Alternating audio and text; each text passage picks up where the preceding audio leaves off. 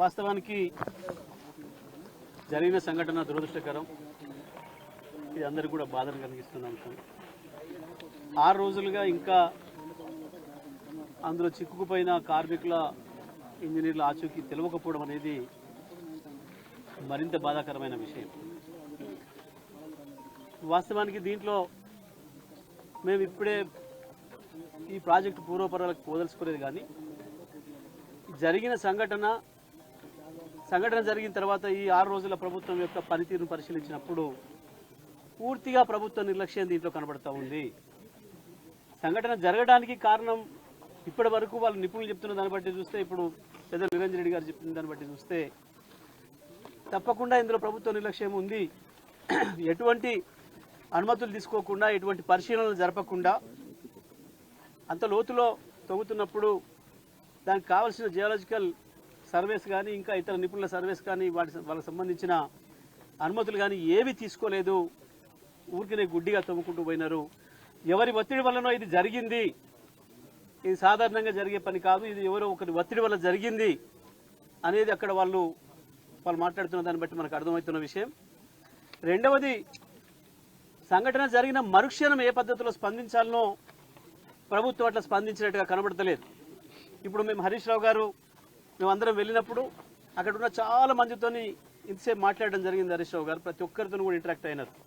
అందులో పనిచేస్తున్న అన్ని రకాల కార్మికులు, ఇంజనీర్లు, వెల్డర్లు, ఫిటర్లు అందరితో కూడా రకరకాలుగా అందరితో కూడా మాట్లాడి చూసినారు. 6 రోజులుగా ఏం పని జరిగింది అంటే మంత్రులు వచ్చిండ్రు, అక్కడ పోజులు ఇచ్చిపోయినరు, ఉత్తానే లోబడిపోయినట్టు డ్రామాలు ఆడిపోయినరు తప్ప ఒక్క పైసా పని జరగలేదు.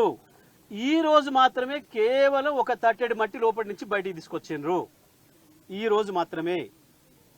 ఈ పని మరుక్షణమే మొదలు కావాలి. కూలిన వాటి కింద ఉన్నారా, వాళ్ళు కూలిన వాటికి అవతలు ఉన్నారా, వాళ్ళు మనం రక్షించుకోవాలంటే దానికి తాపత్రయపడే వాళ్ళు చేసే పని వెంటనే డెబ్రీస్ని బయటికి తీసుకురావాల్సిన పని. కానీ ఇవాళ 6వ రోజు తర్వాత ఎవరో పాపం ఇంజనీర్లు వచ్చి చెప్పిన తర్వాత ఇవాళ వచ్చిందట ఆలోచన.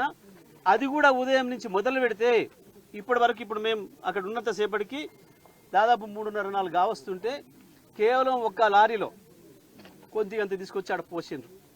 అంటే ఈ లెక్కన ఈ ప్రభుత్వానికి జరిగిన సంఘటన మీద ఏం సీరియస్నెస్ ఉంది, లోపల ఉన్న కార్మికులు, ఇంజనీర్లు వాళ్ళ పట్ల వీళ్ళకి ఏం ఆతృత ఉంది, వాళ్ళ జీవితాల పట్ల వీళ్ళకి ఎటువంటి అభిప్రాయం ఉంది, వాళ్ళ ప్రాణాల పట్ల వీళ్ళకి ఏం అభిప్రాయం ఉంది ఈ ప్రభుత్వానికి అనేది మనకు స్పష్టంగా కనబడుతుంది. ముఖ్యమంత్రి సొంత జిల్లా ఇంతవరకు పత్తా లేడు. కేవలం ఎన్నికల పర్యటనలు, వాళ్ళ బిగ్ బ్రదర్ని కలుసుకోవడానికి, బడేబాయిని కలుసుకోవడానికి సమయం ఉంది, కానీ ఇక్కడికి వచ్చిపోవడానికి కానీ, ఇక్కడ ఏం జరుగుతుంది తెలుసుకోవడానికి కానీ, ఇక్కడ ఒక 8 మంది ప్రాణాలు ఎక్కడున్నాయో తెలియకుండా ఉందన్న పరిస్థితి కానీ లేదు. మంత్రులు గాల్లో తిరుగుతున్నారు, గాల్లో మాట్లాడుతున్నారు, గాలి మాటలు మాట్లాడుతున్నారు తప్ప ఒక్కడంటే ఒక్కడు కూడా బాధ్యతాయుతంగా మాట్లాడిన వాడు కూడా లేడు. ఈ ఘటనకు పూర్తి బాధ్యత రాష్ట్ర ప్రభుత్వానిదే. ఈ గత 6 రోజులుగా జరుగుతున్న నిర్లక్ష్యానికి కూడా కారణం ఈ ప్రభుత్వానిదే. మేము దీన్ని తీవ్రంగా ఖండిస్తున్నాం. బీఆర్ఎస్ పార్టీగా మేము గత 6 రోజులుగా సమయం పాటించి ఉన్నాం. మేము అక్కడికి వెళ్తే అక్కడ ఏమన్నా ఇబ్బంది జరుగుతుందని చెప్పి అంటారేమో, వీళ్ళు మేము చేసే పనులకు ఆటంకాలు జరుగుతాయని అంటారేమో అని చెప్పి హరీష్ రావు గారు కావచ్చు, కేటీఆర్ గారు కావచ్చు, కేసీఆర్ గారి ఆదేశాల మేరకు మీరు ఉండండి, తొందరపడి మనం పోయే పని లేదు, ప్రభుత్వాన్ని చేయనియండి అని చెప్పి చూస్తే 6 రోజులు చూసినా కూడా ఇవాళ ఒక్క నిమిషం ఒక పని కూడా జరగలేదు. మేము తప్పకుండా దీన్ని చూడాలని ఈరోజు రావడం జరిగింది. జరిగిన సంఘటన పట్ల రాష్ట్ర ప్రభుత్వం యొక్క స్పందన సరిగ్గా లేదు అనేది ఇవాళ మా అభిప్రాయంగా మేము తెలియజేస్తా ఉన్నాం.